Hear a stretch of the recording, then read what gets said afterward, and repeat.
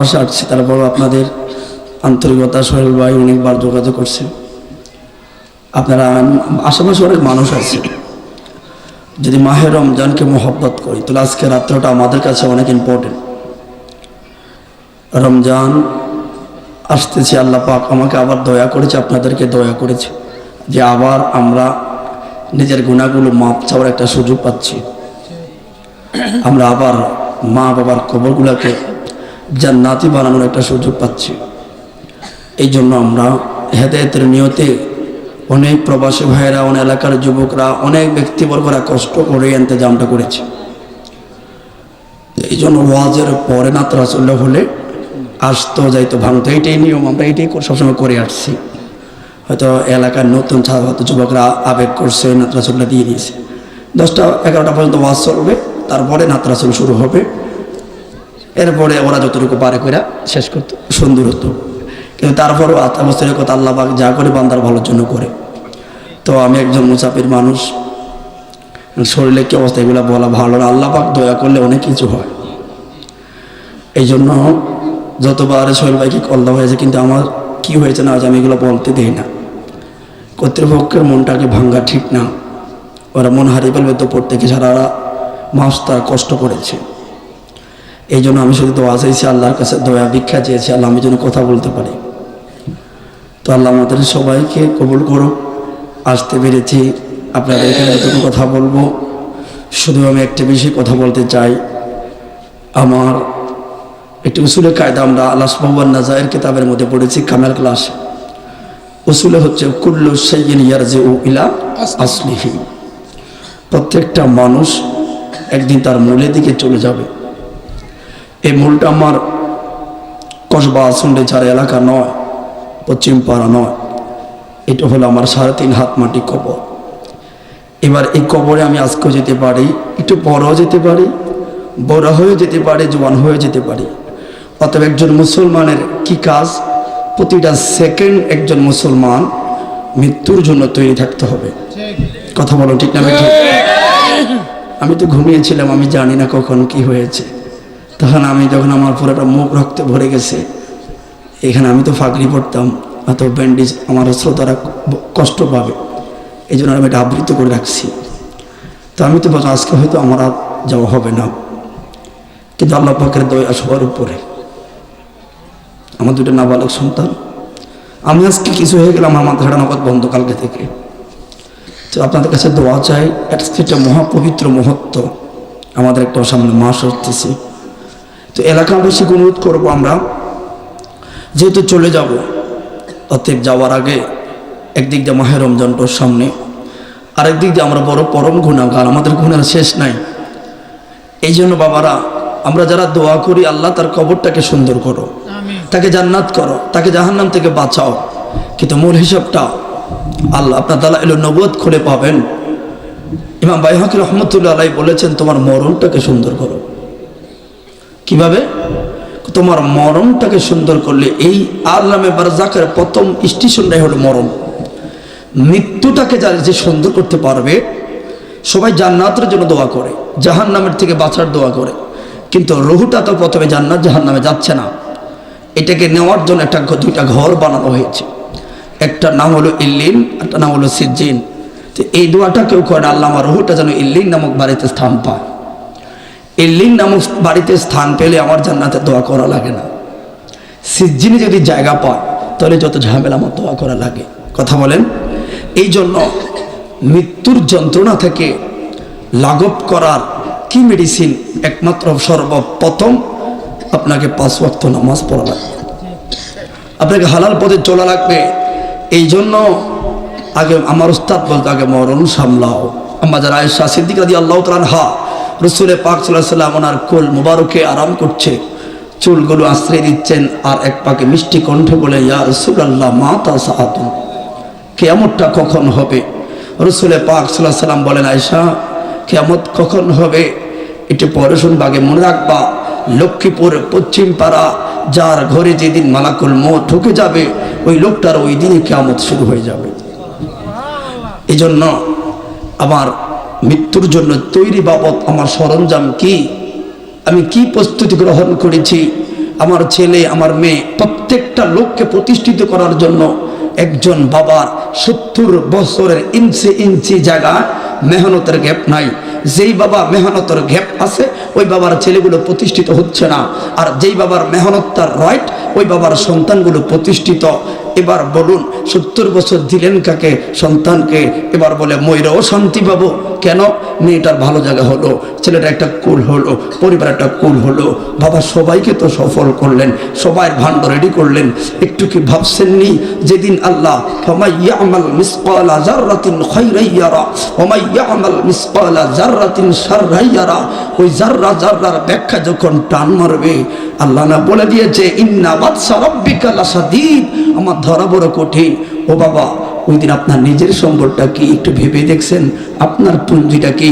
আপনার সালানটা কি? সবাইকে তো সফল করলেন। তখন দিন শেষে বলবে হায় আফসোস, হায় আফসোস, কিছুই তো করলাম না নিজের জন্য, সব তো পরের জন্য। এই জন্য আমরা বাবারা অনেক বোকা, সবাইকে দিয়ে গেলাম কিন্তু নিজে কিছু রাখলাম না। এই নিজের কিছু সম্বল অর্জনের কৌশলটাই হলো ধরে দেওয়া আলেমদের কাজ। কথা বলো ঠিক না বেঠে? আমরা এই লক্ষ্য এই উদ্দেশ্য করে মাহফিলগুলো সাজায়। মনে রাখবেন কু আনফুসাকুম ওয়া আহলিকুম নারা, নিজে বাঁচতে হবে, নিজের আহলদেরকে বাঁচাতে হবে জাহান্নামের কঠিন আগুন আযাব থেকে। এই উদ্দেশ্য করে মাহফিলগুলো সাজায়, ব্যক্তিকে দেখানোর জন্য নয়, সমাজকে দেখানোর জন্য নয়, কাউকে খুশি করার জন্য নয়। আমাদের শুধু একটাই লক্ষ্য ফিল্লাহ ফির রাসূলুল্লাহ। কথা বলো ঠিক না বেঠে? এই জন্য যখন আপনি ভাববেন আল্লাহ এবং রসুলের সন্তুষ্টি কামনায় আমি কোনো অনুষ্ঠান করব, তখন শ্রোতা 1000 হলো যেমন লাগবে, 10 জন হলে এমনই লাগবে। কথা বলে ঠিক হবে ঠিক? আমার মন ঘাবড়ানো, তখন শ্রোতা যখন বড় বেশি হবে তখন আমার মনে হবে মক্কা বিজয়ের কথা, আর শ্রোতা যখন কম হবে তখন আমার মনে পড়বে বদর যুদ্ধের বিজয়ের কথা। কথা বলে ঠিক না বেঠে? বিজয়টা কিন্তু দুটো আমাদের। কেন? বদরের যুদ্ধে আমার লোক ছিল কম, ঈমানি বল ছিল বেশি। মক্কা বিজয় আমরা ছিলাম বেশি, সফলতা বেশি। কথা বলেন ঠিক না বেটে? এই জন্য মুসলমান কোনো দিক দিয়ে হারার জাতি নয়, হারার জাতি নয়। আবার সেদিন আসবে ফিরে কালেমার পতাকা সোনার পৃথিবীতে উড়বে তীরে তীরে। আবার সেই হোয়াইট হাউস, আবার সেই গ্রেট পার্লামেন্ট সাজবে কোরআনের আলোতে। সেদিন আর বেশি দূর নয়। এখন মুসলমানরা সাময়িক কষ্ট পায়, এখন মুসলমানরা একটু লাঞ্ছিত হচ্ছে। কেন? মুসলমানদের বদখাইচ্ছত আর মুনাফিকের কারণে। আবার সেদিন বেশি দূর নয়, একজন সুসন্তানকে, একজন ব্যক্তিকে রাখা হয়েছে। ইনি ছিলেন পয়গম্বর ঈসা রুহুল্লাহ। আসবেন পয়গম্বর হয়ে নয়, আসবেন আমার আপনার মতো সিরিয়ালে আখিরি নবীর উম্মত হয়ে। ওই দিন আসবে ধরায় প্রত্যেকটা বেঈমানরা ওই দিন ওনার হাতে পরাজিত হয়ে আবার সোনার পৃথিবীতে কালিমার পতাকা উঠবে। কথা বলেন ঠিক না বেঠি? আবার পুরাটা জাতিসংঘের পার্লামেন্টে আর রামদের গীতা আর চণ্ডী দেশের কাহিনী চলবে না। ওই দিন পার্লামেন্টে জাতিসংঘের মহা অনুষ্ঠানে লেখাই থাকবে বিসমিল্লাহর স্লোগান। কথা বলুন ঠিক না বেঠি? আমরা সেই মুসলমানের জাত, মুসলমানরা জীবন দেয় বারবার, কিন্তু এরা মুনাফিকি করতে পারে না। অতএব মাহে রমজান এসেছে, আল্লাহ পাক বড় মায়া করে রমজান দিয়েছে। এই জন্য আল্লাহ পাক বলেছেন আসাউমিলু আনা আজিবিহি, এটা আমার জন্য, আমি নিজ হাতে প্রতিদান দিব। তো আল্লাহ তো হাত নাই, কিভাবে দিব? এর মানে আল্লাহ কতটা মহব্বত করে তোমার দিকে অগ্রসর হয় রমজান মাসে। আমরা সেই রমজানের 30টি রোজা রাখবো রাখবো রাখবো। সকলে বলুন ইনশাআল্লাহ। আবার বলুন ইনশাআল্লাহ। আবার বলুন ইনশাআল্লাহ। অনেকে অসুস্থ আছেন, এতিম খোঁজে ফিদিয়া দেওয়ার জন্য। এখনই আমার বাবা মৃত্যু শয্যায় আছে, তাও আমার আব্বা যখন ঘরে কথা তুললো, কি আমি বলছেন আব্বা আগে আপনি বলবেন আমি 30টি রোজা রাখবো। আল্লাহ আমি 30টি রোজা রাখবো, নিয়ত করেন। কথা বলছেন? এই জন্য শেষ ভালো যার সব ভালো তার। এলাকাতে মাহফিলটা তো মনে হয় কিছু সময় যখন নাতরা চলে শুরু হবে তখন তো ভরা ছিল, ঠিক নেই? তো এই জন্য এই কালচারটা এগুলো চট্টগ্রামে হয়, নাতরা চল মুখে আমাদের এলাকায় একটু কম হয়। তো এটা ভালো, কিন্তু আগে মাহফিলটা দিবেন, ঠিক আছে? কারণ হেদায়েতের বাণী অন্তর পরিষ্কার না করলে ওই সময় শান ঢুকতো না। তো এই জন্য আর ওয়াজ মাহফিল হলো হেদায়েতের জায়গা, আর নাতরা চল হইল প্রেমের জায়গা। তো আগে হেদায়েত না হলে প্রেম ঢুকবে না। কথা কি বুঝতে পেরেছেন? কিন্তু কোনোটাকে ফেলে দেওয়ার মতো না। জানে আলম আমার বন্ধু মানুষ, সে আমার দেখতে এসেছিলাম না, তুমি আগে মাহফিলে যাও। তো আমার সাথে যোগাযোগ হয়েছে, বলে চালাও, এটা সুন্দর জায়গা, তো আপনারা একটু সময় দিবেন ইনশাল্লাহ আমাকে। তো অনেক ছেলেরা তো চলে গেছে, এর মনে হয় যে হুজুরে শরীর বালা না, না সবসময় টান আছে, দিকে চাইও না। কিছু সময় অলিউল আশিক সাহেব যখন ওয়াজ করে তখন দেখতাম কিছু লোক কণ্ঠ ভালো খোঁজে, আর আমরা অলিউল আশিকের গলাটা কখন ভাঙবো ওইটা খুঁজতাম, ঠিক নেই? অলিউল আশিকের গলা ভাঙলে এমন একটা মধুর সুর বাড়ায়, ঠিক নেই? কিছু কিছু বক্তার কণ্ঠটা ভেঙে গেলে আরেকটা আনন্দ স্বাদ বের হয়। তো এই জন্য আল্লাহ আমার সবাইকে দয়া করুক। একটু কথা বলবো শুধু এটাই, আমার মৃত্যুটা যেন সুন্দর হয়, আমি যেন মরণের রাসূলকে পাই। কথা বলো ঠিক না বেটে? যেন মহাব্বতে বলি আল্লাহুম্মা সাল্লি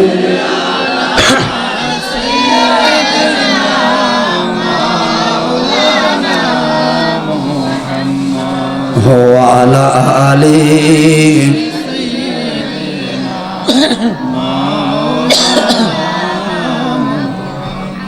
মহাব্বতে প্রাণের ভাষায় বলি আল্লাহুম্মা সাল্লি, এটা ভালো।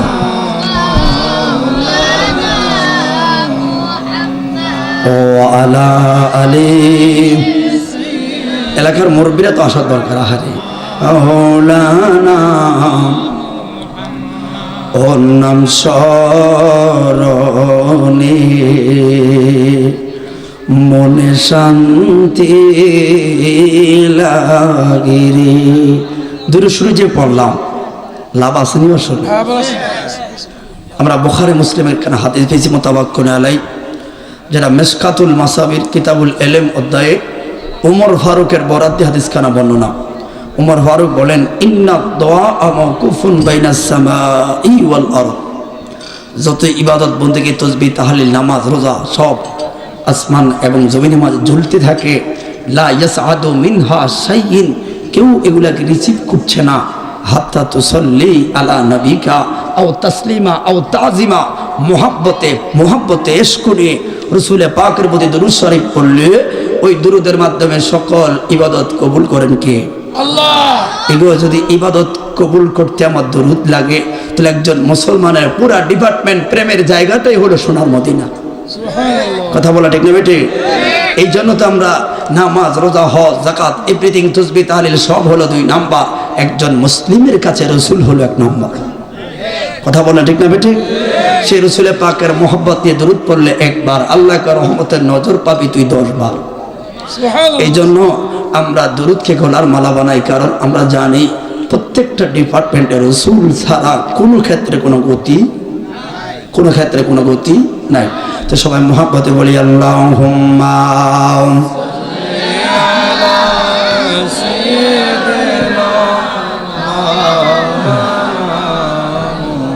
ওয়া আলা আলি সাইয়্যিদিনা। কতটা খাইলে বলতে সবাই তো আমার সাথে বলুন সুবহানাল্লাহ আলহামদুলিল্লাহ লা ইলাহা। মাইদেন ও বলুন সুবহানাল্লাহ আলহামদুলিল্লাহ লা ইলাহা ইল্লাল্লাহ। বলুন লা ইলাহা ইল্লাল্লাহ লা ইলাহা ইল্লাল্লাহ হাসবি রাব্বি জাল্লাল্লাহু মা ফি কলবি গায়রুল্লাহ নূর মুহাম্মদ সাল্লাল্লাহু লা ইলাহা ইল্লাল্লাহ। সবাই জবান খুলে একবার বলি আল্লাহু আকবার। গহিন্দরিয়ায় আসলাম বাবা, মাহে রমজান সামনে আছে না নাই? দেখেন আল্লাহ বড় মায়া করে বললেন, ও ফেরেশতারা দল শুনে যাও, আমি একটা চিন্তা করলাম, ইন্নী জাইলু ফিল আরদি খলিফা, এ আমাকে আপনাকে বানাবে। আল্লাহ কথাটা জাহের করলেন, আল্লাহ তো কথার জাহের করার দরকার নাই। যেই জায়গায় আল্লাহ কোন বললে পয়া কোন হয়ে যায়, ওই জায়গায় আল্লাহ কেন জাহের করলেন? কয়েক কারণ আছে বন্ধুরে। এটা সাধারণ কেউ নয়, এটা বানাবো আমি আশরাফুল মাখলুকাত, মায়ার দলে আমি আল্লাহ মানুষ বানাবো। এই জন্য বললেন ও ফেরেশতার দলেরা আমি মানুষ বানাবো। ফেরেশতারা ডাইরেক্ট কি বললেন? দরকার নাই না। আল্লাহ কয় মুসলমান রে, তোদের স্বাভাবিক গন্ধ এক জিনিস, আর যারা রোজা রাইখা সারাটা দিন না খায়া রইল এদেরও একটা গন্ধ হয়। তোরা দুর্গন্ধ বলার আগে আমি আল্লাহ কয়া দিলাম রে, ওই গন্ধটা রহমানের কাছে মেসকো আম্বরের চাইতে আরো বড় ভালো লাগে, বেশ কম করে চাইতে ভালো। এবার আসরে আজান হয়ে যায়, ইফতারের মাত্র আধা ঘন্টা বাকি। আল্লাহ বলে ফেরেশতারা দল কসবার ঘরে ঘরে যাও। গেলাম, কি দেখতে পাইলাম? আল্লাহ গো কেমন বান্দা এগুলা, 12 ঘন্টা 13 ঘন্টা 15 ঘন্টা খায়নি। কয় না, এর খাবার আছে এর সামনে আছে, দেখোস না খাবার আছে এর সামনে আছে আছে খায়নি রে। কয় না, ক্ষুদা শ্রেণী রে। কয় ক্ষুদা না, কলিজাটাই এক গ্লাস পানি মাত্র ভিক্ষা চায়, ঠান্ডা শরবত আছে খায়নি রে। কয় না। আবার ছোট ছোট বাচ্চারা যখন আলস্য পেঁয়াজি ধরে, আমার মা কয় এখন ধরিস না, একটু পরে আজান দিব। ফেরেশতারা কয় মাওলা রে, নিজেও খায় না, ছোট্ট ছোট্ট বাচ্চাদেরকে রোজার তালিম দেয়। বুঝলাম না খায় না খিল্লাই রে। আল্লাহ বুঝতে পারলাম এরা আপনার ডরে খায় না, আপনার ভয়ে এরা খায় না। তোরা না কইলি মানুষ বানাইতাম না রে, তোরা না কইলি মানুষ বানাইতাম না, বলে যাও এরা কি আমি আল্লাহ রে দেখছিনি? কয় না। আমার জান্নাত দেখছিনি? কয় না। জাহান্নাম দেখছিনি? কয় না। টাকার কারণে মক্কা মদিনা আইতে পারছিনি রে? কয় সবাই না। হাই রে ফেরেশতার দল, কত মায়া কইরা আমারে দেখে নাই, আমারে শুনে নাই, জান্নাতও দেখে নাই, জাহান্নামও দেখে নাই, তারপরও বিশ্বাস কইরা 30টা দিন না খায়া রইয়া থাকবো গো। তোরা সাক্ষী থাক রে, ইফতারটা মুখে দেওয়ার আগে আমার বান্দারে আমি জাহান্নাম থেকে বাঁচায়া জান্নাতি বানায়া দিয়াম রে। হাত তুলে বলি আল্লাহু আকবার। সে মহান রমজানটা সামনে আসে না নাই? দিনের বেলায় আগে দেখতাম বোরকা পরে মহিলারা, এখন ছোট ছোট কিছু দোকানও কালা বোরকা লাগা আসেনি বলে। এ ভাই দোকানদারকে বলবেন, কিবা যারা রোজা রাখে না তাদেরকে বলি, রমজান ফরজ করেছেন কে? আল্লাহ। সবাই বলেন কে? আল্লাহ। এবার রিজিকের মালিক কে? আল্লাহ। কথা বুঝবেন, রোজা ফরজ করেছেন কে? আল্লাহ। রিজিকের মালিক কে? আল্লাহ। তার মানে রিজিকও আল্লাহ দেয়, আবার ওই আল্লাহ কয়েকটা দিন না খেয়ে থাকবে। নিশ্চয় এটার মধ্যে একটা প্রেমের রহস্য আছে। কথা বলে না কেন? এ বান্দা, তুই যে দিনের বেলা আল্লাহর হুকুমকে অবাধ্য হয়ে তুই যে খানা খাইলি, আল্লাহ চাইলে এই মুহূর্তে তোর কণ্ঠটা বন্ধ করিতে পারত, কিন্তু এই জায়গায় তোকে আল্লাহ রহম করেছে। তুই কি দিলি রহমানকে? এ দোকানদার, আল্লাহ চাইলে তুই বিক্রি কর, এই মুহূর্তে তোর হাতগুলো অবশ বানিয়ে দিতে পারত, কিন্তু এই জায়গা আল্লাহ তোর প্রতি রহম করেছে। তবে মনে রাখ, ছেড়ে দেওয়ার পাত্র নয়, উনি ছাড় দেয়, ছেড়ে দেয় না। ইন্না বাদশা রাব্বিকা লাশাদীদ, আল্লাহর ধরা বড় কঠিন। অতএব মাহে রমজান শুধু না খেয়ে থাকা নয়, যাবতীয় অপসংস্কৃতি থেকে মুক্ত হয়ে 30টা দিন নিজেকে জান্নাতের জন্য আবার তৈরি করে হলো সিয়াম। কথা বলুন ঠিক না ঠিক? আল্লাহ আমাদের সবাইকে কবুল করুন, সকলে বলুন আমিন। এটা হলো এক কথা। দ্বিতীয় নম্বর কথা হলো, কারণ প্রত্যেকটা বক্তা এখন দায়িত্ব নিয়ে অন্তত 10 মিনিট মাহে রমজানের পবিত্রতা নিয়ে কথা বলা লাগে, এটা আমার দায়িত্ব। এই জন্য ভাই তাহলে আসুন, আমার ইন্তেকাল, আমি মরে যাব যে কোনো টাইমে, যে কোনো মুহূর্তে আমার মরণ হতে পারে। একজন মুসলমান, এই জন্য আপনাকে বলে যুবক, তুমি ভাবছো কি এখন আমার বয়স হয়নি, হুজুর ওয়াজটা করে মুরব্বীকে মনে হয় না। একটু তাকিয়ে দেখো চতুর্দিকে, এখন বর্তমান সময় যুবকদের মৃত্যুর মিছিল, আরে যুবক, সাধারণ মৃত্যু নয়, রোডে গাড়ে যে কোনো জায়গায় যায় দেখি এক একজনের চেহারা বিকৃত হয়ে যায় অ্যাক্সিডেন্টে। ওরে হার্ট ফাউন্ডেশনে গিয়ে দেখলাম যুবকরা, ওরে মিরপুর 10 নম্বরে যায় দেখ যুবকরা, ঢাকা মেডিকেলে অসংখ্য যুবক মৃত্যুর সঙ্গে পাঞ্জা লড়ে। তার মানে বুঝলাম এখন একটা দিন আমি সুস্থ, আমার আল্লাহ এই সুস্থতার প্রতি আমার জন্য দয়া করেছে, আমার প্রতি মায়ার নজর দিয়েছেন বিদায় আমি সুস্থ। অতএব শুকরিয়া যেটা আল্লাহ রাখছে ভালো, শুকুর আদায় করলে আল্লাহ পাক নিয়ামত বাড়াবে। আর শুকরিয়াতাম সরে গেলে যত গজব, কথা বলুন ঠিক না বেটা, যত কিছু হয় আযাব গজব দুর্ভিক্ষ, এগুলো সব বান্দার কর্মের ফল, কথা বলে ঠিক না বেটি। অতএব আমরা মৃত্যুর জন্য তৈরি থাকতে চাই, কথা বলুন ঠিক না বেটি। এখন আপনি বলুন, আপনি সারা নামাজটা পড়েন না, ফজরের আগে আপনার মৃত্যু হলো, তাহলে আপনার পরিচয় কি? আপনি একজন বেনামাজি। আপনি ফজর পড়লেন, জোহর পড়লেন না, আসরের আগে আপনার মৃত্যু হলো, এটা কি যুবক মুরব্বী তাকাবে? যেই কোনো টাইমে, যেই কোনো অবস্থায়, যেই কোনো ক্ষেত্রে আপনার মৃত্যু হবে, মানলাম। কারণ একটা জিনিস সত্য, কুল্লু নাফসিন যায়কাতুল মাউত, মরা লাগবে। মরবেন না? কেউ আছেন এখানে?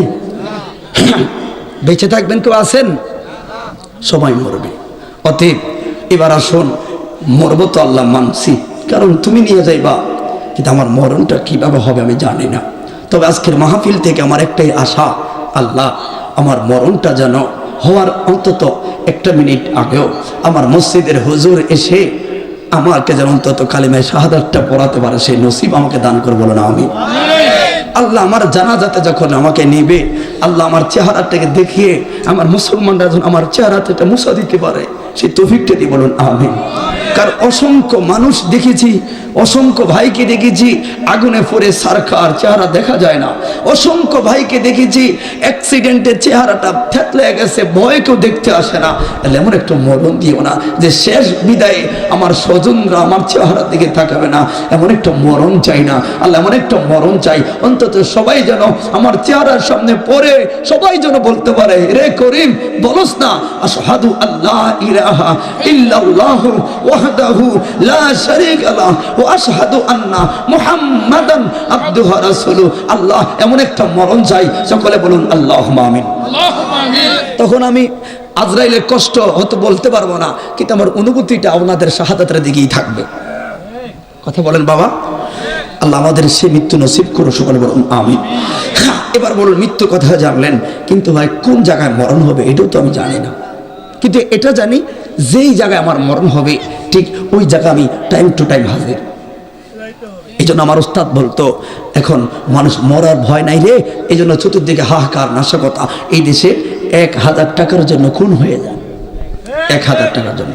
কেন? শুধু মরার ভয় তার কাজ করে না, সে বেঁচে থাকবে আশা। এই জন্য ওয়াজের ডিপার্টমেন্ট এখন অনেক বক্তারা পরিবর্তন করে আগে মৃত্যুর কথার সামনে আনে, তুমি মরণকে আগে ভয় করো, আগে মরণটা শিখো, তখন দেখবা তোমাকে নামাজ ধরিয়ে দেওয়া লাগবে না, তুমি নিজেই দৌড়াইবা। রমজানে তালিম দেওয়া লাগে, দৌড়াইবা, তুমি তো মরবা না এই আশায়। এই জন্য আল্লাহ বলেন, ওয়া মা তাদরি নাফসুন বিআই আরদিন তামুত।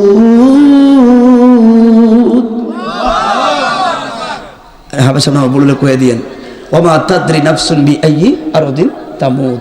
কোন জায়গায় মরণ হবে তুমি কি জানো বান্দা? না, আমি আল্লাহ জানি, কথা বলা ঠিক না বেটে? এই জন্য বাবা, তাহলে ছোট বড় নর নারী সবাই মৃত্যুর জন্য তৈরি থাকা দরকার আছে না নাই? আল্লাহ মরণ দিবারে মালিক, ওই মরণটা রমজান মাসে দিও। মরণটা যদি দৌড়ে আল্লাহ, ওই মরণটা সবে কদরাইতে আমার নসিব কইর। মরণটা যদি দৌড়ে আল্লাহ, ওই মরণটা শুক্রবারে দিও। মরণটা যদি দেওরে আল্লাহ, জীবনে একবার তো নবীকে দেখে নাই, কিন্তু জানের চাইতে বেশি ভালোবাসলাম, আমার মরণে আমার নূরের নবীকে দেখায়।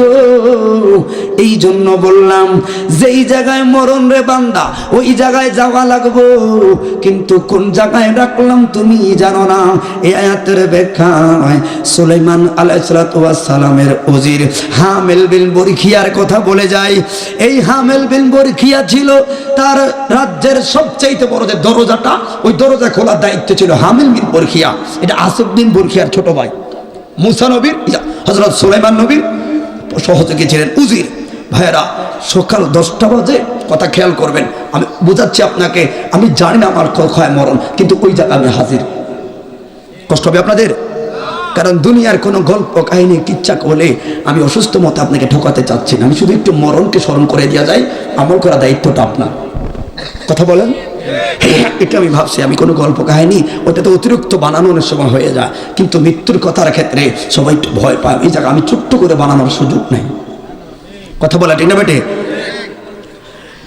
যেই মাত্র আমার দরজাটা খুইলা নিল, এমন একজন বিকট চেহারার লোক এসে লোকটাকে এমন জোরে একটা থাবা মারল। হামেল বিন বরখিয়া চিৎকার মেরে দৌড় মারল, আর সুলাইমান নবীর কাছে যায় বলেন, পয়গাম্বর, ও পয়গাম্বর, জীবনে কত ডাকাত দেখলাম, কত বাহাদুরি দেখলাম গো, কিন্তু এমন একজন বিকট চেহারার লোক আমি হামেল বিন বরখিয়া আমার জীবনে দেখি নাই। কোন রকম জীবনটা লইয়া আপনার দুয়ারে আইলাম। আমি যদি দাঁড়াইয়া থাকতাম গো, ওই লোকের শক্ত হাতের থাবায় হামেল বিন বরখিয়ার বুকটা তেনা তেনা হইয়া যাইত। সুলাইমান নবী বলে, কি করব? গতকালকে না রাত আপনারা আলোচনা করলেন সেই বেবিলনের রাজ্যে সাফা নামের অঞ্চলে একজন গভর্নর নিয়োগ করবেন। কয় হা, নিয়োগ হইল নি? কয় না। আল্লাহর নবী সুলাইমান রে, আমার দ্বিতীয় উজির হইয়া থাকার মনে চায় না গো। কই কি করতে মনে চায়? আমার গভর্নর বানায়া ওই সাফাই অঞ্চলে পাঠাইয়া দাও গো। আল্লাহু আকবার। হাইরে, যেই কথা সেই কাজ। তোমারে আমি ওই জায়গায় পাঠাবো, কিন্তু এখান থেকে 2000 মাইল দূরে, 2000 মাইল দূরে কেমনে যাইবি? কেমনে যাইবা? ওই সময় রকেট নাই, ওই সময় কিছুই নাই। মুস্কি হাসি দিয়া বললেন, আল্লাহর নবী সুলাইমান, হাসাইয়েন না গো। সুলাইমানের ইশারায় যদি রাজ্য সিংহাসনটা বাতাসের মধ্যে উইরা যায়, তবে আমি হামেল রে পাঠানো, আপনার হাতের কিছু নাই। ডাক দিল, বাতাস রে, আমার হামেল রে লইয়া যাও। আল্লাহু আকবার। ঠিক ওই জায়গায় রাখলো, খেয়াল করবেন। এবার ঠিক পরের দিন আবার ওই ভদ্রলোকে সেই দরজা নক করলেন। সুবহানাল্লাহ। আল্লাহর কোরআনের তাফসীর কি খারাপ লাগে? কারো ফুতিগত কথা বললে আপনি মন্তব্য করতে পারবেন, এটা সরাসরি কোরআন থেকে বলছে, তাফসীরে মাযহারি। হায় হায়, কি বাবা, এটা কই যায় তারা? তো কাহিনী কইতাম না, আল্লাহ কবুল করুক না। আপনারা বসছেন, সবাই একটু সামনে আগান, মানুষ আইব, সবাই সামনে আগায় যান, আগায় বসবেন, যে যাওয়ার চলে যান। কিন্তু বাবারে আমি আজকে ওই যে ওই স্টাইলে ওই আপনারা দৌড় গিয়া মানুষ আরো বানায়াম, ওই মন মানসিকতা আমার নাই আজকে। কারণ মৃত্যুর দুয়ার থেকে যারা উঠে বুঝতে পারে আল্লাহ তো চাইলে আবার ওই জায়গায় নিয়ে যেতে পারতো, ঠিক নেই? তা আমি আবার বেঁচে আসলাম। তার মানে লোক দেখে যে আমি খুশি হবি, শুধু এরকম না। আমি শুধু কোরআন থেকে দুটা কথা বলে যাব, যে মৃত্যুটা কোথায় তোমার জন্য অপেক্ষা করছে, এটা আজ না হয় কাল হবে তোমার। অতএব একটু চিনো, একটু বুঝো, ওই খোদা যিনি বারবার খোটা দিয়ে তোমাকে বলেছে, বান্দা ফাবি আইয়ি আলা রাব্বিকুমা তুকাযিবান, কি দেই নাই তোকে বল, আমার কোন কোন নিয়ামতকে দিয়ে অস্বীকার করবে? কিন্তু মনে রাখ, পাকড় করবে আমি আল্লাহ। এই জন্য বাবা ওই হামেল বিন বরখিয়া ওই জায়গার মধ্যে চলে গেল। ঠিক পরের দিন সকাল 10টা বেলায় 10:30টার দিকে আবার ভদ্রলোক আয়ার সামনে সালাম দিল। তো এবার তো দায়িত্বশীল লোক নাই কেউ দরজা খোলার। সুলাইমান নবী দরজাটা খুললো, দরজা খুলে যেই মাত্র লোকটা সালাম দিল, সুলাইমান নবী কালকে এত জোরে ধমকটা দেওয়ান আপনার ঠিক হয় না, ঠিক হয় না। কালকে লোকটা ধমক দিলেন, কি বুঝলেন আপনারা? এই লোকটা কে? উনি আর কেউ নয়, উনি হলেন মালাকুল মউত। হাইরে, এ এবার আজরাইল বলে সুলাইমান নবী কত লোকের জীবন নিলাম, চতুর্থ আসমানে আমার বাড়ি গো। আল্লাহ একটা মহল বানাইলো আমার টেবিলে, 41 দিন আগে বা 40 দিন আগে মরার পুঞ্জিটাই উঠে, 2-3 দিন আগে বা 1 দিন আগে আমি একটা রাউন্ড মেরে চাই আমার আসামিটা কোন জায়গায়। সুলাইমান নবী গতকালকে সকাল 10টা বাজে হামিল বিন বরখিয়ারে দেখলাম আপনি সুলাইমান নবীর দরবারে। আমি অবাক হইয়া আশ্চর্য হইয়া গেলাম, কয় কারণ কি? আর এটা তো একদিন পরে তার মরণটা লেখা সেই বেবিলনের সাফা নামের অঞ্চলে গো। এখান থেকে মাত্র 24 ঘন্টার দূরত্ব, কিন্তু বুঝলাম না রে, এখানে রকেট নাই, বিমান নাই, কিছুই নাই। আমার লোকটার মরণ লেখা এখান থেকে 2000 মাইল দূরে, আর আমার লোক যে রইল এই জায়গায়। অবাক হইয়া গেলাম, ও সুলাইমান নবী রে, এবার দিশেহারা হইয়া গেলাম গো। কেমনে সম্ভব এখান থেকে ওখানে যাবে, অথচ আলা তাবদিলি কালিমাতিল্লাহ, আল্লাহর কথার বিন্দু মাত্র পরিবর্তনের সম্ভাবনা নাই। কথা বলে ঠিক না বেটে? হায় হায়, খোদার কথার পরিবর্তন হয় না, রকেটও নয়, বিমান নাই, লোক যে ঘুরে আপনার দরবারে তার মরণ লেখা 2000 মাইল দূরে। কেমনে সম্ভব? তখন আর বেশি কিছু করলাম না, কি কয়েকটা ছোট্ট একটা ধমক দিলাম। ছোট্ট একটা ধমকে আমি আজকে সকাল 10টা বাজে ঠিক বেবিলনের সাফা নামের অঞ্চলে যাইয়া দেখি হাতটা মারতে না মাত্রে আমার রোগী আমার জায়গা মতো হাজির। কি বুঝলেন? আমি জানি না আমার মরণ কোথায়, কিন্তু টাইম টু টাইম ওই জায়গায় আমার থাকতেই হবে। এটাই জন্য বললাম, মরণের কতদিন বাকি আমি জানিলাম না গো আল্লাহ, মরণের কতদিন বাকি। কেউ জানেন? কেউ জানে তো বলুন, আমার মরণের কতদিন বাকি আমি জানিলাম না গো আল্লাহ, আল্লাহর কাছে এটা করবেন গান না, আল্লাহ দয়া করবে আমার আপনার প্রতি। এগুলা সাধারণ গান নাও, এগুলা দুনিয়ার মানুষকে খুশি করার জন্য গাই না, ঠিক নেই?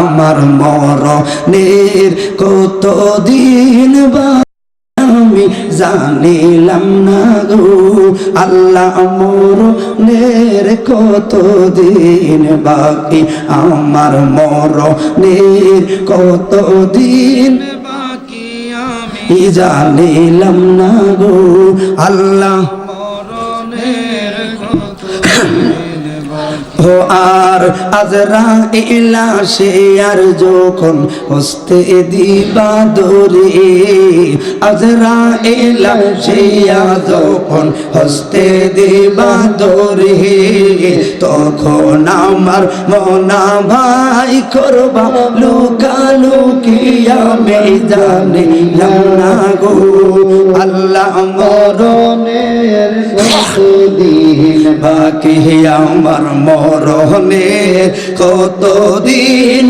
বাকি আমি জানিলাম না গো আল্লাহ, মরণের কতদিন বাকি। আর 40 দিনের আগে বাইরে মৌতের নিশানে, জন্দতে যে বাইন্দানি বসক দিয়া আমি জানিলাম না গো আল্লাহ, মরণের কতদিন। জবান খুলে বলেন আল্লাহু আকবার। তাহলে কি বুঝতে পারলাম? আমি জানি না আমার মরণটা কোন জায়গায়, কিন্তু টাইম টু টাইম ওই জায়গায় আমার যাওয়া লাগবো।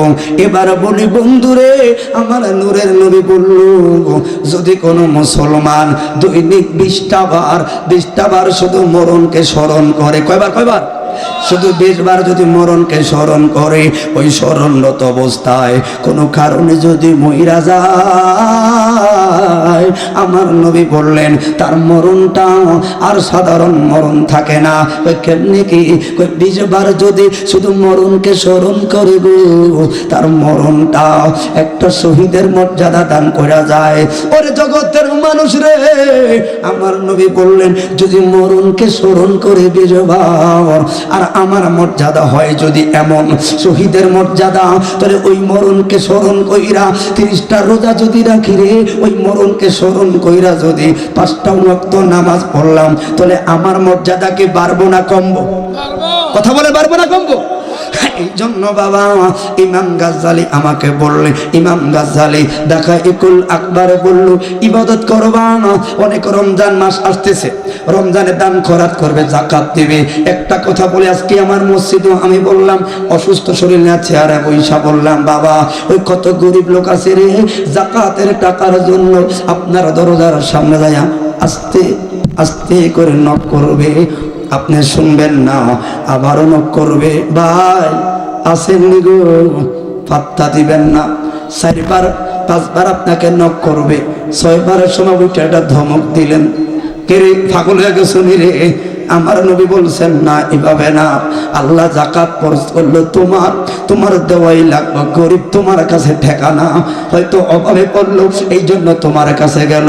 আমার নবী বলে উম্মত রে, তুই যতর যাকাতটা যদি কোনো গরিবে না নিতে চায়, তাহলে ওই লোকের পায়ে ধইরা মাপ চায়া তার কাছে যাকাত দিতে তুমি বাধ্য, গরিব তোমার থেকে যাকাত নিতে বাধ্য নও। কথা বল না কেন? তোমরা যাকাতের জন্য বাহানা করো, গরিব থেকে ঘরের সামনে দাঁড় করো না, এটা আল্লাহর কোরআন ফরজ তোমার প্রতি। যাকাতের জন্য কোন গরিব তোমার কাছে যদি দাঁড়াইয়া থাকে রে, আল্লাহর নবী রহমাতুল লিল আলামিন কাঠ গড়ায় ঠাই পাইবি না, কারণ গরিবরা তোর কাছে যাকাতের লাইগা দাঁড়াইয়া থাকার লাইগা রে আল্লাহ যাকাত ফরজ করে না রে। ওরে গরিবের দুয়ারে দুয়ারে যায়া রাতের অন্ধকারে তার মাথায় মুছা দিয়া যাকাত দিয়া আইবি, ঠিক না বেঠে? গরিব তোমার ভাই দিন করে, আল্লাহু আকবার। গরিব তোমার ভাই আসবে কেন? বড় লোকই দেখাও না, যাকাত তোমার প্রতি ফরজ, গরিবের নেওয়া ফরজ না। কথা বল না কেন? তো আমাদের সমাজে এগুলো আছে না? আবার যাকাতের নামে কাফর শাড়ি, এগুলো হলে বাট পারে। কথা বলে না কেন? চক বাজারে কমলাপুরের ফুরের ওই ফুলবাড়িয়ার ফুরান কাপড় দিন রাত চলে না। আমি সত্য কথা বলি, এই পৃথিবী সোনার বাংলা যেই পরিমাণ মুসলমানের সামর্থ্যবানদের যাকাত ফরজ, ওরা নির্দিষ্ট হারে যাকাত দিলে 5 বছর পরে সোনার বাংলাদেশ আর গরিব থাকতো না। কথা বলে না কেন? এই জন্য আপনি যাকাতের নামে কিসের কাপড় দিতে যান, কিসের লুঙ্গি দিতে যান, অথচ লোকটার ঘরে ভাত নাই, লোকটার ঘরে চাউল নাই, লোকটার ঘরে একটু তেল সবজি পানি নাই, ইফতারে খাবার নাই, আপনি দেন কাফর। এগুলো বাটপারি, এগুলো ঠকানোর চিন্তা না। আপনি যদি যাকাত দেওয়ার ইচ্ছা থাকে গোপনে গোপনে, হ্যাঁ যাকাতের বিষয়টা আপনি সরাসরি দিতে পারবেন না, এটা ফরজ, এটা যত লুকোচুরি করে দেওয়া যায় কাউকে জানানো যাবে না, কারণ আল্লাহর ইবাদত লোক দেখানো ইবাদত আল্লাহ পছন্দ করে না। কথা বলা ঠিক না বেঠে? তাহলে আমরা যাকাত যাদের প্রতি ফরজ হয়েছে আমরা যাকাত দিব, গরিব কি আসবে না গরিবের কাছে যাব? গরিবের কাছে যাওয়া লাগবে। কথা কষ্ট হয়েছে আপনাদের বুঝতে? একটা আমল করেন, অন্তত একটা আমল করেন যে গরিবের কাছে আপনার যাওয়া লাগবে। আর কোনো গরিব যদি দেখাছে আপনি ঘরে লোকটা চলে আসলো, টোকা দেওয়ার সাথে সাথে আগে তাকে বলবেন, ভাই দুঃখিত আপনি আসলেন কষ্ট করে, একটু বসেন আমি ব্যবস্থা করি।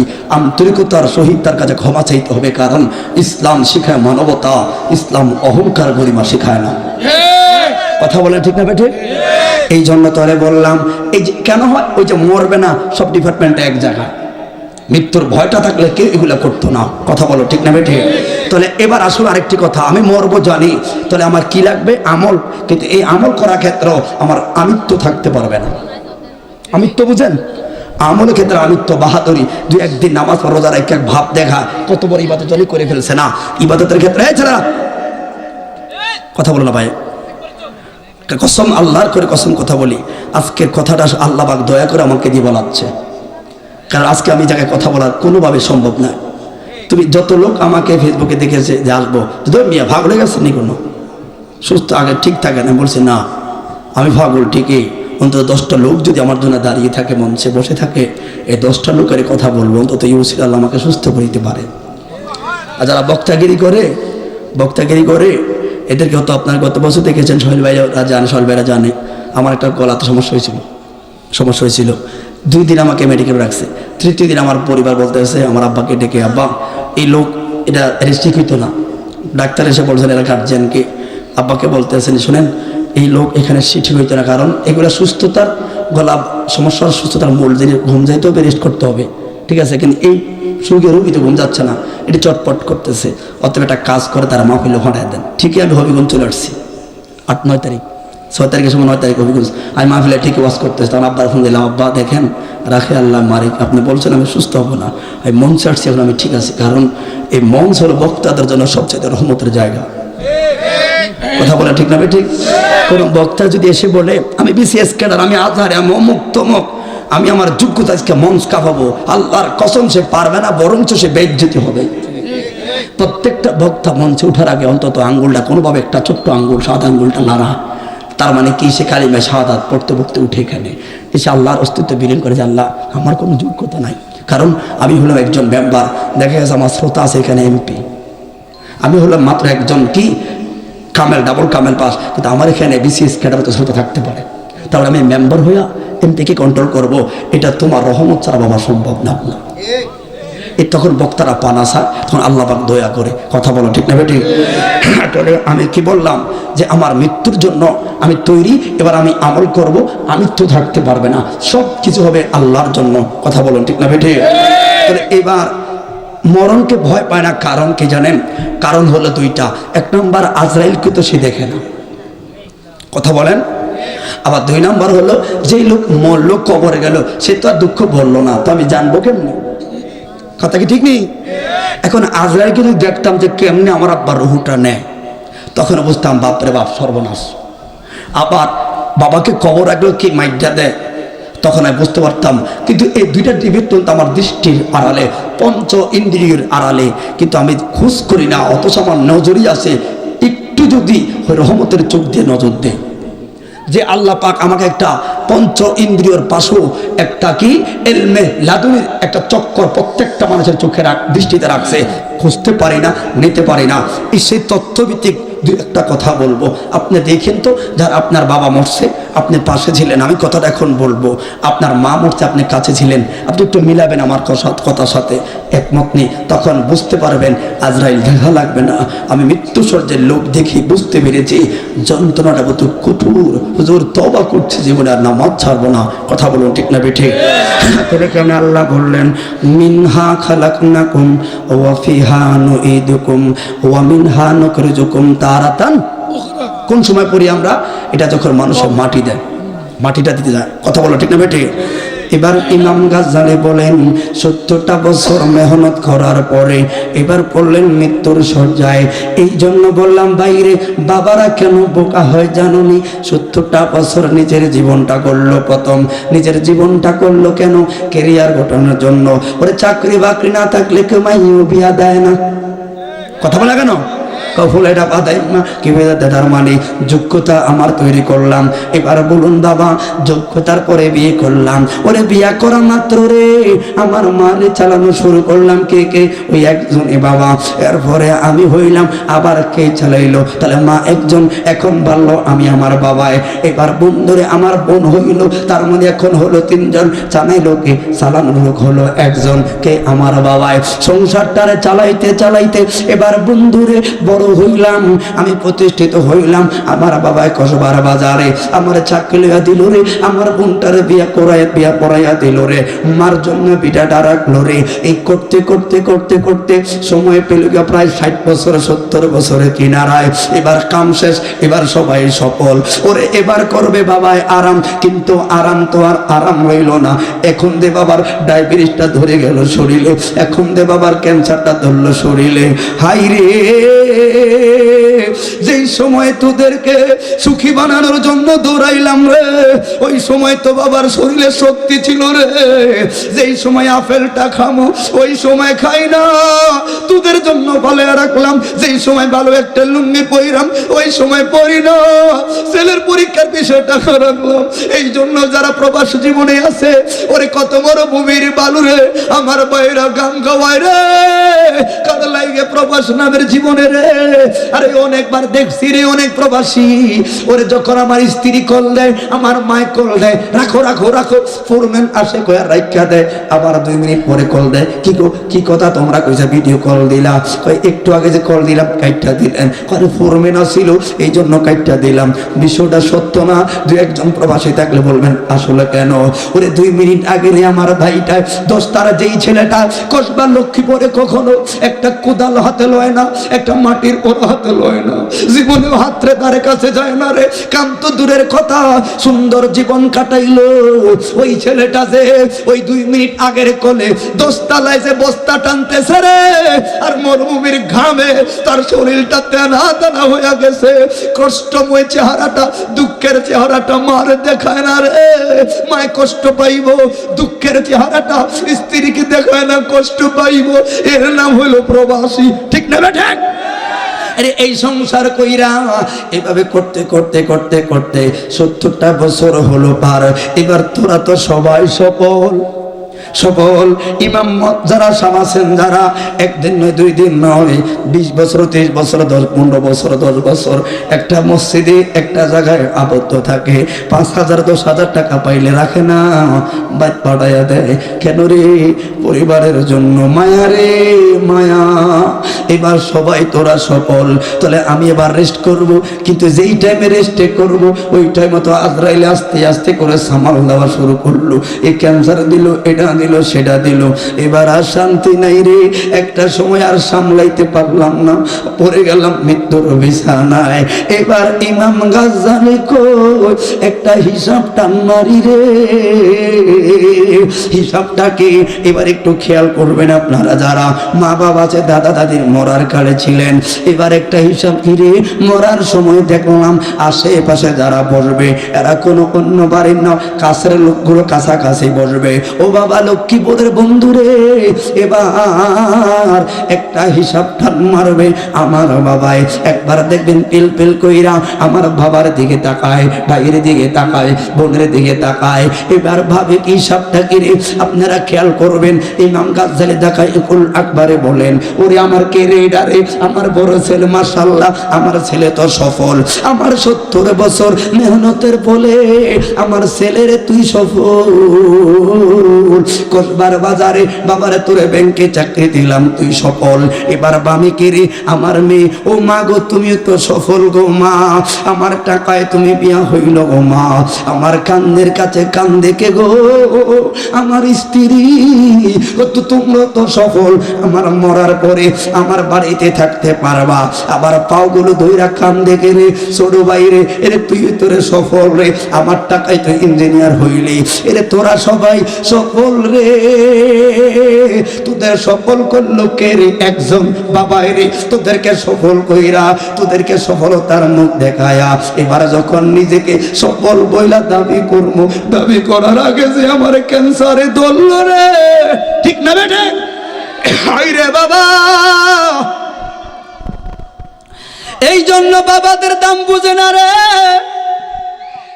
সবাই মার কথা কইলে কান্দে রে, মারে সম্মান করি রে, কিন্তু সংসারের মূল দেয় আমার বাবা রে। এই জন্য যুবক এবার সবাই রে সফল কইরা একটা হিসাবটা মারে, তোরা সবাই সফল। তোদেরকে সফল করতে যায় 70টা বছর কত গুনাহ করলাম, সুদ খাইলাম, ঘুষ খাইলাম, হারাম খাইলাম, কাল্লাই কাল্লাই তো গলাই, ও তোরা সবাই সফল রে। আর তোগো সামনে দিয়া রে আজরাইলটা আজে এমন কষ্ট দিতাছে রে, দেখোস না আব্বাই যে কষ্ট পাই গো। তোরা সবাই সুখের বাগ লইলি রে, আজকে মরার সময় বই জ্বালাইছি রে, দুঃখের বাগ নেওয়ার লাইগা তোরা না রে, আসলে বই জ্বালাইছি।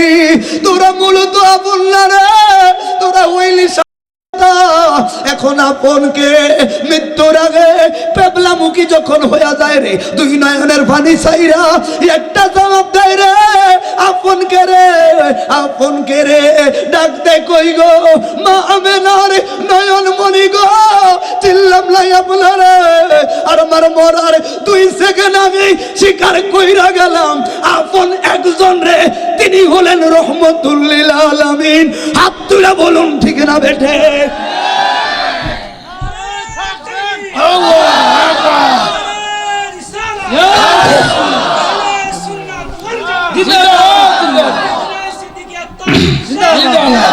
এই জন্য বাবারা কথা কি ভুল হয়েছে? এটা কি কই ওমালা তামলিকু নাফসুন লিনাফসিন শাইআ। হাসর থেকে দলিল্লাহ পাবেন, হাসর ময়দানে এক আত্মা আর এক আত্মার বিরোধী, এখন অন্য ঘরের না, এখন আমার ঘরের লোক আমার বিরোধী, অথচ আমার টাকায় তোরা সফল। কথা বলা কেন? তাহলে বাবা কি বোঝাইতে চান? বুঝাইলাম একটা, এরা হলো সবাই সামাজিকতা মূল আপন নারী, আর মূল আপন যিনি তিনি এখনো আমার জন্য কান্দে। কোথায় রে রওজায়? বুখারী বর্ণনা, তুরাজু আলাইহা আমালুকুম, আমার আপনার আমলগুলো নবীর দরবারে পেশ করা হয়। পাইন খাইরা, যদি ভালো হয় তাহলে রওজায় শুয়া আমার নবী বলে হামিদুল্লাহ। এবার আলেমরা আছেন, একটা জিনিস খেয়াল করবেন, আপনার আলেমরা আছেন, এটা আলেমরা বুঝবে। আমরা জানি খাইরার বিপরীত হলো সাররা, খাইরার বিপদ হলো সাররা। ও বন্ধুরে, খাইরার বিপদ হলো সাররা। আমল করলে নবীকে আলহামদুলিল্লাহ, তাহলে এবার কয় গুনাহ করবে, আমার নবী গুনাহটা নিজের মুখে আনে না। উম্মতের জন্য মায়া রে। আমরা চারটা ভাই ছোটকালে আমরা শুনতাম, আমার দাদির কাছে যখন বলতো এগো আপনার বড় ছেলের ছেলে কুগা সাইরগা, এই কথাটা আমার দাদি কইতো না, আছে এটা সেটা কাটাইতো, মানুষের মুখ লাগবো। আমার নবী উম্মতরা গুনাহগার রে, এই কথা যদি নবী সাররা কইয়া লয় তাহলে নবীর মুখে তো গুনাহগার সাবেত হইয়া যাইব। এই জন্য আমার নবী ফাইন খাইরা হামিদুল্লাহ, যদি ভালো হয় হামিদুল্লাহ, আমার নবী ডাইরেক্ট কাইটটা কয় ওয়া গাইরা, যদি তারা বিপরীত হয় ফাস্তাগফিরুল্লাহ। এরে গুনাহ করি তুমি আর আমি রে।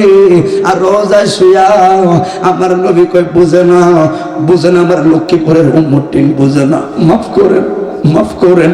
যিনি এখনো আমার জন্য কান্দে, ওই নবীর মোহাব্বত করে আমরা সুন্নিরা ঠকি নাই। ওই নবীর ভালোবাসা রমজান রাখবো, ঠকবো না। ওই নবীর ভালোবাসা মসজিদ ধরবো, ঠকবো না। কারণ আমি জানি মরণে, কবরে, হাসনে, প্রত্যেকটা জায়গায় আপন রে আমার কে, আমার নূরের নবী। ঠিক না বেঠি? এবার প্র্যাকটিক্যাল একটা প্রমাণ দিলে বুঝতে পারবেন। ও বাবা, স্নায়ু শক্তি কাকে বলে বুঝতে পারবেন। ইমাম গাজ্জালির কথা আমি বুঝাইলাম। এবার আসুন তাফসিরে মাযহারি এর পরের আয়াত, মিনহা খালাকনাকুম ওয়া ফিহা নুঈদুকুম। আল্লাহ বললেন এই মানুষ তোকে মাটি থেকে বানাইলাম, আবার মাটির মধ্যে রাখবো, আবার উঠাবো। মৃত্যু আজরাইল এমন একটা জিনিস, কুল্লু নাফসিন যায়িকাতুল মউত। এই শুধু এই আয়াতটার একটু ভাবেন, দৃষ্টি দিয়ে তাকায়া দেখবেন মরণটা যে সত্য। এবার আজরাইলটা কেমন? পৃথিবীর মধ্যে আজরাইলকে প্রশ্ন করা হলো, ওরে আজরাইল, তুমি যে মার বাসর ঘরের সামনে স্ত্রী বসারে, এবার স্বামীটা ঢুকবে, দরজাতে ঢুকতে না ঢুকতে টান দিয়ে তুমি লইয়া আইছিল, আর মার গর্ভে সন্তান রে, অর্ধেক সন্তানটা ভিতরে অর্ধেক বাহিরে, কেমনে রে তুই মারে নিলি রে? রে বন্ধু, অসহায় থেকে আরো অসহায় বানা কেমনে রে? আজরাইল কই দেই আমার কাজ। আজরাইলে তোর কি কোনো মায়া লাগে না? তুই যে রূহ নিলি তোর কি মায়া লাগে না? মায়া লাগলো আমার তিনটা জায়গায়। কয়টা কয়টা? তিনটা জায়গায় মায়া লাগলো। এক নাম্বার মনে রাখো, ওই যে সাদ্দাত জান্নাতটা বানাইলো, সাদ্দাত জান্নাতটা বানায়া যখন তার লোক লইয়া সবাই লইয়া ঢুকলো, এবার আল্লাহর জান্নাত ভালো লাগে না, নিজেই জান্নাতটা বানাবে। যে মাত্র হাজার হাজার লক্ষ লক্ষ লোক লইয়া ঢুকবো রে, গোড়াতে পহর বানায়া বিশাল আগের সরে সন্তান আত্মীয় স্বজন সবাই চলে গেল, এখন শুধু নিজে বাকি। এবার যাবে বিশাল সাম্রাজ্য সাজায়া, যে মাত্র সামনে যাবে একজন ঘন্টাওয়ালা বুড়ো একজন লোক আয়া সালাম দিল। লোকেরা বলল সরেন সরেন সরেন সরেন, আমাদের এত বড় একজন পার্লামেন্টের লোকের সামনে বুড়া মুরব্বী খায় না, এটা যায় না। উনি বলেন তোর মালিক রে যায় ক মালাকুল মউত আইছে, তোর মালিক রে যায় মালাকুল মউত আইছে। যেই মাত্র কথাটা কইল সাদ্দাতের কানগুলো খারাপ স্তব্ধ হইয়া ঘোড়ার মধ্যে দাঁড়াইয়া গেল। এবার আজরাইল ডাক দিয়া কয়, সাদ্দাত রে, রহমানের দরবার থেকে হুকুম রে, তোর এক পা থাকবে ঘোড়ার উপরে আর এক পা থাকবে নিচে, এমন টাইমে তোর মরণটা লেখা রে। সাদ্দাতে ওই দিন কোটি টাকার মালিক রে শুধু বিনয়া বিনয় আজরাইলে কইল, আজরাইল রে 16টা বছর লাগায়া জান্নাতটা বানাইছি, আমারে শুধু ওই জান্নাতের দুয়ারে একবার যাইতে দে। আমার ছেলেরা গেছে, আমার সবাই গেল, কেমনে বানাইলাম রে, কত সুন্দর বানাইলাম রে, একটা নজর আমার দেখার সুযোগ দে। আর ভিতরে ঢুকতাম না, দরজার বাহির থেকে শুধু একটু দেখবো কেমন জান্নাত। আজরাইলে বলছেন, লা তাবদীলি কালিমাতিল্লাহ,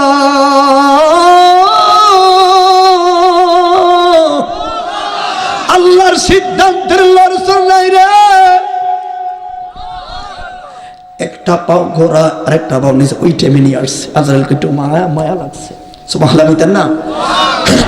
2 নম্বর কোথায়, ওই যে একজন মহিলা বাণিজ্য থেকে লঞ্চে করে রওনা দিল, গর্ভবতী মহিলা। শুধু মরণকে স্মরণ করাই বাবা কেন? দেখেন একটু আপনার মসজিদে যেতে ভালো লাগেনি, নামাজটা পড়তে ভালো লাগেনি, কারণ মরণের সাথে প্রত্যেকটা জিনিসের সঞ্চয় জড়িত। আর এই মরণটাকে সুন্দর করার মেডিসিনটাই হলো নামাজ, রোজা, হজ, যাকাত, তাসবিহ, তাহলিল, ঠিক না ঠিক? এই জন্য বাবা ইমানদারের মরণ আর বেনামাজের মরণ এগুলা বললে তো অনেক সময়ের ব্যাপার। মৃত্যুকে স্মরণ করার জন্য বলে আজরাইলকে লোকটা একটু ছেড়ে রাখেন।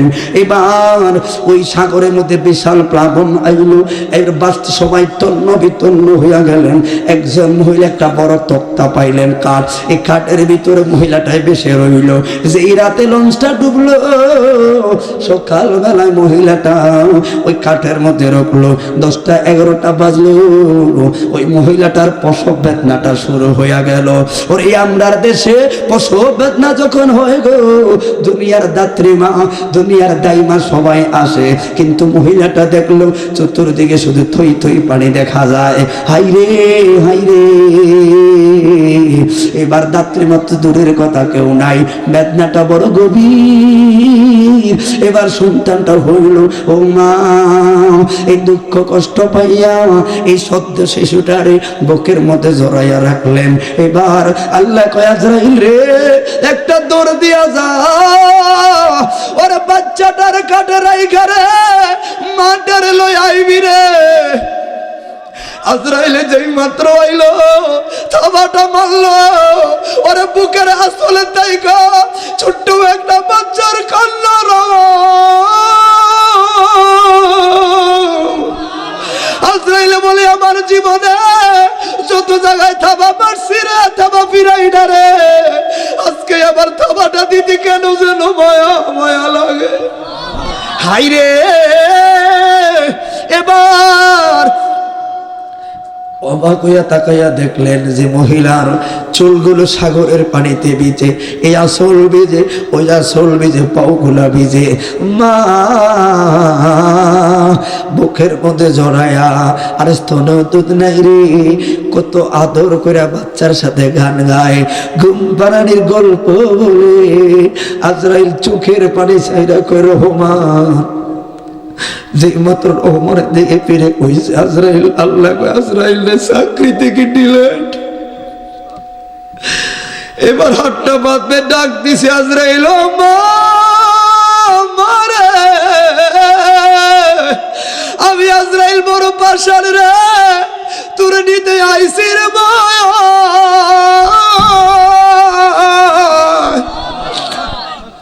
হাইরে, ছোট্ট বাচ্চাটারে কোলে লইয়া রাখলো, ধাক্কা দিয়ে মারে সাগরের মধ্যে পালাইয়া দিল। এবার আজরাইল একটা প্রশ্ন করলো, রহমান, তুমি না রিজিকের মালিক, ছোট্ট বাচ্চাটা কি খাইব সাগরের মাঝখানে? আল্লাহ তো বললেন আল্লাহ ইয়ারযুকু মাইয়াশা বিগাইরি হিসাব। আল্লাহ বলে আজরাইল ইন্নাল্লাহা আলা কুল্লি শাইইন কদির, সকল ক্ষমতার মানে হলো আল্লাহ। ওই যে রাত্রে ঘূর্ণিঝড় হইল, ওই রাত্রে ওই সাগরের পাড়ে একটা বিশাল জঙ্গল ছিল। ওই জঙ্গলের একটা বাঘিনী মানে মহিলা বাঘ, তার দুইটা শাবক ছিল। ওই শাবকগুলো ওই জঙ্গলের বিশাল তাণ্ডবের কারণে দুইটা বাচ্চা মারা গেল। বন্দরে মাস্তনে যদি দুধ থাকে আর বাচ্চাটা যদি মারা যায়, মা তো দুস্তনটা ফেটে যায়। এটা বাচ্চাকে খাওয়াইতে পারলে, এখন না আধুনিক জমানা ওষুধ ট্যাবলেটের ব্যবস্থা হয়েছে রে বাবা, কিন্তু ওই বাঘিনী একবার সাগরে যায়, তার স্তনটা পানিতে মধ্যে ভিজায়, একটু ভালো লাগে, আবার আসে। বাঘটা এমন পাগলামি করতেছে, কারণ রাতের বেলায় শাবকগুলো ওই ঘূর্ণিঝড়ে তাণ্ডবে মারা গেল। আর এই মারা যাওয়ার কারণে বাঘটা তার স্তনে দুধ জমে জমে পাট ফেটে যাচ্ছে, কষ্ট পাচ্ছে। একটু যায়া এ পাশা করে ভিজায়, আবার উপরে ওঠে। আল্লাহ একটা ফেরেশতারে পাঠাইলো, ফেরেশতারে কাঠটা লইয়া টানতে টানতে লইয়া যা। এবার কই কই লইয়া যাই এই সাগরের মধ্যে বাড়ি খাইতে খাইতে খাইতে একটা লোনা ফেনা হইয়া যায়। কই বাচ্চাটারে তক্তাটারে লোনা ফেনার মধ্যে ঢুকাইয়া দিবি। কই কারণ কি? কই যেই মাত্র আমার ওই বাঘিনীটা স্তনটা বড় ভারী, যখন স্তনটাকে পানিতে ভিজাইব, এমন সময় তক্তাটা নিয়ে রে ওই বাঘিনীর স্তনের মধ্যে লাগাইয়া দিবি। বাঘের স্তনের মধ্যে যেই মাত্র তক্তাটা লাগাইয়া দিল, একদিন দুই দিনের অনাহারে শিশু স্তনটা পায়া টান দিয়া স্তনগুলো টানা শুরু করলো। দুধ পায়া এবার ওই বাঘিনীর কাছে ভালো লাগে, কি একটু আরাম লাগে, তার মানে কমতেছে। বাচ্চাটা ওই যে আল্লাহর কি রহমত, মুখটা স্তনের মধ্যে লাগাইয়া দিল, দুধগুলো টানা শুরু করলো, মাঠটা ভালো লাগলো। এবার পানির এবার ওই যে মেঘের সাগরে বাঁচতে বাঁচতে পেনাগুলো সরাইয়া দেখলো একটা কাঠ, একটা বাচ্চা দেখা যায়। এই কাঠটার টাইনা মুখ দিয়া টাইনা এবার নিজের গর্তের মধ্যে লইয়া নিজের বাচ্চার মতো দুধ খায়। আল্লাহ কয় বলো না রিজিকের মালিক কে? আল্লাহ ওই দিন প্রশ্ন করবো, দুনিয়ার মানুষ রে, যে এই জায়গায় তোদের চিন্তা ছিল কেমনে খাওয়াইব, সাধারণ না রে, শত্রুর সেরা শত্রু বাঘের ঘরে আমি আল্লাহ বান্দারে পালাই রে। আল্লাহু আকবার। শুধু তাই নয়, আর ফেরাউনের শত্রু চরম লম্পট। ফেরাউন সরো সবচাইতে বড় দুশ্মন, কিন্তু কাকে বলে? মুসা নবী। আল্লাহ কয় ওই ঘরের মধ্যে আমি মুসারে বড় করবো। অতএব আল্লাহর রহমতের কোনো শেষ নাই। বাবা কষ্ট হয়ে গেছে বেশি আপনাদের? খারাপ লাগতেছে? শুধু মরণকে স্মরণ করে। তিন নাম্বার কে শাফাআতি লিনূরে রাসূলুল্লাহ, শাফাআতি ফি আহসানু ফি নূরি রাসূলুল্লাহ। আল্লাহ বলে ও আজরাইল রে, সকল মানুষের কাছে আজরাইলের সিদ্ধান্ত ছিল যাবি আর লইয়া আসবি, কারো প্রশ্ন কারণ দেখাই কল আকবারে। যখন আমার আপনার রুহটা আনবো, তখন একটা না দুইটা নয়, প্রশ্ন 10টার মতো থ্রেড দিয়ে প্রশ্ন করব। আমার রুহ কাকে? আজরাইলকে। প্রথম বলবে কে তোরে পাঠাইছে? আমারে চিনুনি। আজরাইল বলবে টাইম নাই, তো উত্তর দেওয়ার টাইম নাই। কি হুজুর কষ্ট হচ্ছে নাকি? আচ্ছা যাই হোক, আল্লাহ কবুল করে বলুন আমিন। এইভাবে কিন্তু একজনের বেলায় আল্লাহ বলবে ও আজরাইল রে কই যাও? কই হাবিবুল্লাহর বাড়িতে যাই। 3 নাম্বার আল্লাহ বলে আজরাইল রে দরজার সামনে দাঁড়াইয়া থাকবি,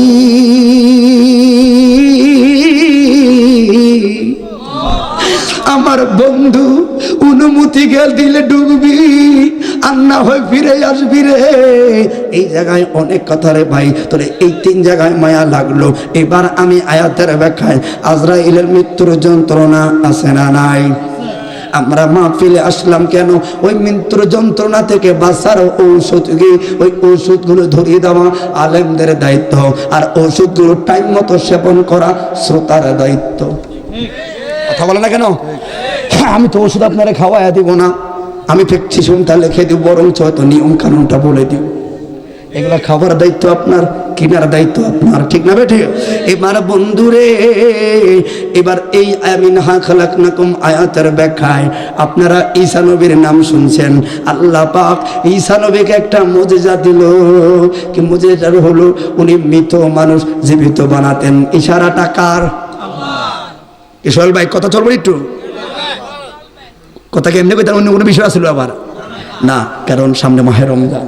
ঠিক নেই, এর মতো অন্য কোনো কথা বলা যাবে না। ইতিহাস রমজানের জন্য পূর্ব প্রস্তুতি বালক একটাই, আমার মৃত্যু যেমন তৈরি হতে লাগবে, রমজানের জন্য মন মানসিকতাটাকে রহমত ফিল্লাহ, আল্লাহর রহমতে সাজাতে হবে। কথা বলে ঠিক না বেটে? এই জন্য, এছাড়া আমার আর ভাষা নাই ভাইয়ারা। আল্লাহ আমাদের সবাইকে কবুল করুক। তো সব মিলে আর 15 মিনিট লাগবে কথাটা, আপনারা শুনবেন ইনশাল্লাহ। এরপরে এবার আমি কথাটা বলবো, আপনারা একটু মিলাবেন, দেখবেন শুরু থেকে শেষ পর্যন্ত এখনো হাদিসে আসে না, শুধু কোরআন থেকে তাফসীরটা করে যাচ্ছি। কেন? আল্লাহ যেন আমাদের কথা আর আপনাদের শোনা কোরআনের মহব্বত আল্লাহ বরকত দান করে, বলেন আমিন। এই জন্য বাবা, তাহলে ঈসা নবীর মুজিজা ছিল কি? মৃত মানুষ জীবিত বানাতেন কমবে, এই যে না বললা বলে।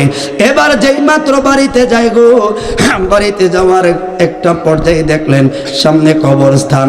আপনারা বাড়িতে বাজারে দোকান পাড়ে যেই দিকে যাও, যাওয়ার সময় গোরস্থান সামনে পড়ে কি পড়ে না? পড়েনি? আমরা দেশের যুবকরা গোরস্থানের ওয়ালে উইটা মেয়েদের সাথে কথা বলে বিড়ি খায়। আসেনি? আছে না? ও যুবক, লীল কাগজ আর খেজুর পাতার চাকনি দেখলে তোমার কি মনে হয়? কবর আর কি হেতার।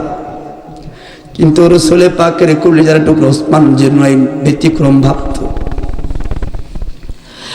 আল্লাহর নবীর সাহাবী ওসমান সব সময় আলাদা ভাবতো আর কাঁদতো। আমার নবী একদিন প্রশ্ন করলেন, ওসমান রে, জান্নাতের লাইসেন্স কয়? হা। তাহলে কান্দার কারণ কি? ইয়া রাসূলুল্লাহ, আপনি যে জান্নাতের টিকিটটা দিলেন ওইটা জান্নাতে হাসরে, কিন্তু আমি যে আমার বাড়িতে এখন যাই, হাতের বাম পাশে একটা কবরস্থান দেখা যায়। মায়ার নবী গো, ওই কবরস্থান দেখলে লক্ষ্মীপুর কসবার আমার এলাকার মানুষের মনে পড়ে ঘুমাই আছে আরেকজন, কিন্তু ওসমানের দৃষ্টি যায় আর এই হাত মাটির তলে সাথে কেমন জানি আচরণ চলে।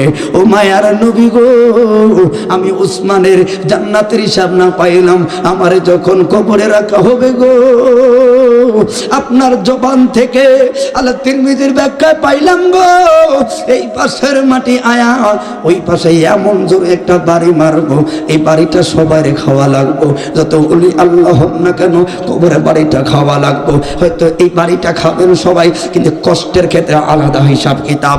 বন্ধুরে, এরপরে ওসমান বলে, ইয়া রাসূলুল্লাহ, ইয়া হাবিবাল্লাহ, এই জন্য কবর দেখলে কান্দি। মায়ার নবী গো, আপনার জবান থেকে পাইলাম মুনকার নাকির যাওয়ার পরে একটা ফেরেশতা আসবে, তার চোখ নাই, তার নাক নাই, কান নাই, জবান নাই, কিছু নাই। মায়ার নবী একটা হেমার আনবো, ওই হেমারটা যদি দুনিয়ার মধ্যে একটা বাড়ি মারে, বাড়ির দুনিয়াটা তোলা হইয়া যাইব।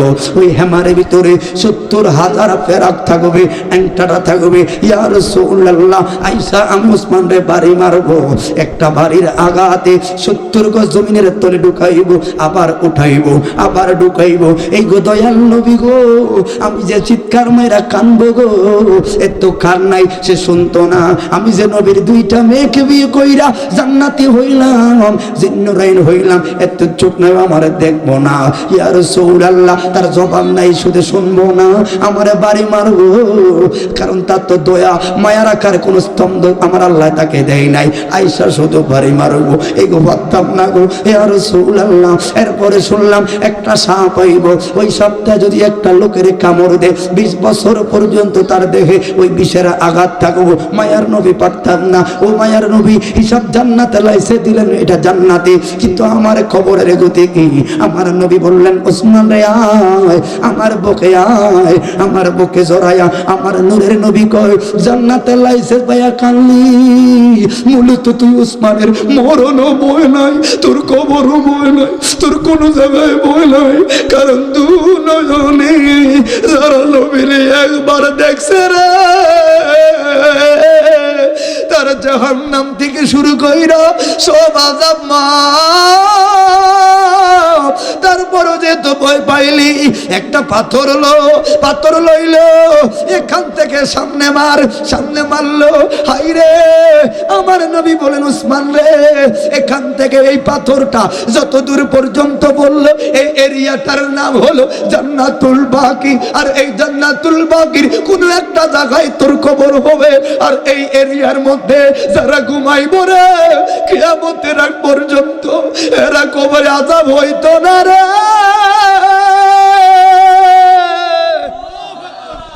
এবার একটু হিসাবটা মিলান। উসমানকে, আমি কে? উসমানকে যিনি আসহাবিকান নজুম, উসমানকে যিনি জিন্নুর রহিম, উসমানকে যিনি রাদিয়াল্লাহু আনহু রাদুআন, উসমানকে যিনি রাসূলের পিছনে নামাজ পড়েছে, উসমানকে যিনি সাহাবী, উসমানকে যিনি রাসূল পাকের সাথে জিহাদের ময়দানে শরীক, উসমানকে যিনি দু নয়নে রাসূল পাককে দেখলো। যেখানে বুখারীতে আমরা পেয়েছি মান রাআ হাক্কুন ফা ইন্না শাইতানা লা ইয়াতামাসসালু ফি সূরতি, যার রাসূল পাককে স্বপ্ন দেখলা তুমি সত্য দেখলা, কারণ শয়তান নবী পাকের সুরত ধরতে পারে না। আর উসমান দেখলেন সরাসরি। এত বড় একটা মাকাম পাওয়া সাহাবী যদি কবর ভয়ে কান্দে, ও লক্ষ্মীপুরের মানুষ আপনার জীবনটা কেমনে চালাবেন? কথাকে বুঝতে পেরেছেন? উসমানের মতো মাকাম সাহাবী যদি এমনি চলে, তাহলে আমার জীবনটা কেমনে চলা লাগবো, আগামীর মাহে রমজানটা কেমনে সাজাবেন, আপনার বিবেকের কাছে রেখে দিলাম। কষ্ট হয়ে গেছে বেশি আপনাদের? আর আছে কত? 5 মিনিট। এবার 5 মিনিট কথা বলি। হ্যাঁ, আল্লাহ যেন রহম করে। আমার ভাইরা এসে আমাকে একটা মানবতা, হুজুর দাঁড়ান দেখি, ভাইরা হুজুর আপনি যতক্ষণ পারেন শরীর স্বাস্থ্যপতি লেখা, এটা ভালো লাগছে।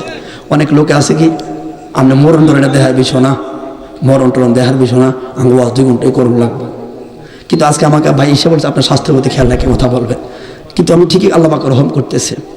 কথা বলেন, কথা বলে হয়তো আগের মতো টনে কথা বলি না, কারণ অ্যান্টিবায়োটিক প্রয়োগ করলে গলা বসায় রাখে। তারপর চেষ্টা করি কথাগুলো বলার জন্য। এটার একটা আরেকটা মহব্বত, কারণ উজার কণ্ঠ থাকলে তখন ওই উজার কণ্ঠের লুকোচুরি হওয়া যায়।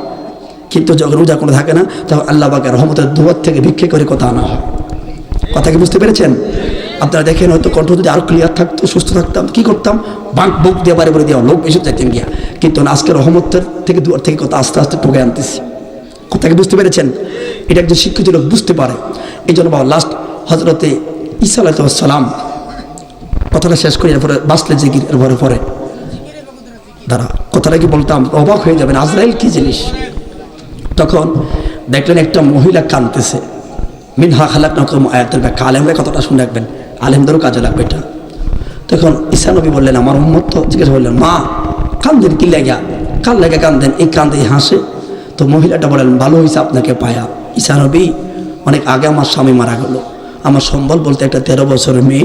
তাফসিরে মাজাহারি দুররে মানসুরের আপনার মূল হাসিয়াত এগুলো আছে, এখন অনুবাদ হচ্ছে, আমাদের শহীদুল বাহাদুর করতেছে। তবে তাফসিরে মাজাহারিতে আপনারা পাবেন, তাফসিরে ওসমানিতে আপনারা পাবেন কথাটা। ভাইয়ারা, তখন ও মহিলা বললেন, আজ থেকে 3 মাস আগে আমার একটা মেয়ের ঘটনা। কি? মোট 13 বছরের শুধু একটা মেয়ে ছিল, স্বামী নেই, কেউ নাই ঘরে। মরণ বেদি একটা যন্ত্রণা ধরলো। আমার মেয়েটাকে এই 3 মাস আগে এখানে খবর দিচ্ছে। আল্লাহু আকবার। হুজুর, মেয়েটা আমার অনেক আপন। ঘরে গেল, মেয়েটা না গেল মেয়ে। তো হুজুর, মা গো সিরুনি আনছেন কি লাইয়া? আপনি কি জানেন না এখন এই মেয়েটা চুল আঁচড়ানোর টাইম? দেখেন মাল্লকে কেমন রাগ করছে, মেয়েকে হারায়া আবেগ আপ্লুত অন্য অন্য কথা ব্যবহার করছে। ঈসা নবী এখন চুলের টাইম, ভাত খাইতো ডাকি আসে না, চুল আশ্রয় মেয়েও আইয়ে না, কিরম রাগ করছে আপনি দেখেন। সেই মায় নলে 5টা কাপড় দিছি কম দামি। দুনিয়া থাকতে আমি গরিব হইল মেয়ের ভালো কাপড় পরাইতাম, কিন্তু যেদিন আমার মেয়ের এই ঘর রাখতাম, ওই দিন বাজারের থেকে কে জানি 5টা কাপড় আনছে, কাপড়টি মনে একটু কম দামি পড়ছে। মাল্লক একটু রাগ করছে মনে হয়, লেগে শুয়ে রয়েছে। তো ঈসা নবীতে বলা, আরে এবার মেয়েটা অনেক কথার পরে, এখানে অনেক কথা, ছোট্ট করে কথাটা বলি শুধু। দাঁড়াও, ঈসা নবী বললেন, তো আমি কি করতাম? কাম তো হইল আপনার কাছে। কিসের কাম? আল্লাহর পয়গাম্বরে 3 মাস পাগলের মতো কবরে দাঁড়ায় খুঁজে, কেমনে আছে কেমনে খায় কবরে জানি না, 2টা মিনিটের জন্য যদি একটু উঠাই